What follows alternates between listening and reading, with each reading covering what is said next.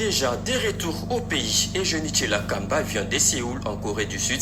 Sur place, elle a eu deux échanges avec quelques parlementaires coréens auprès de qui elle a sollicité un appui aux efforts diplomatiques déployés par le chef de l'État congolais. Kete Bungunja nous explique.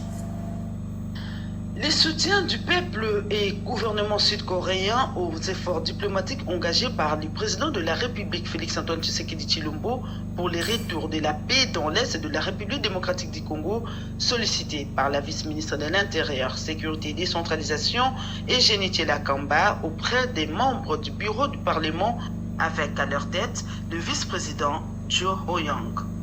Profitant de son séjour de travail à Séoul, le numéro 2 de la territoriale a eu une séance de travail de plusieurs minutes au siège de cette institution, au cours de laquelle elle a brossé la situation sécuritaire dans son pays, menacée depuis maintenant plusieurs années par le Rwanda et ses supplétifs du M23. Parmi les victimes, elle a fait part des cas de femmes violées et tuées en masse dans les provinces du Nord et Sud Kivu au cours de ces mois de mars dédiés à leurs droits. Et Jenichela Kamba a salué la dernière position de la Corée du Sud au Conseil de sécurité des Nations Unies contre le Rwanda dans son soutien au mouvement terroriste du M23.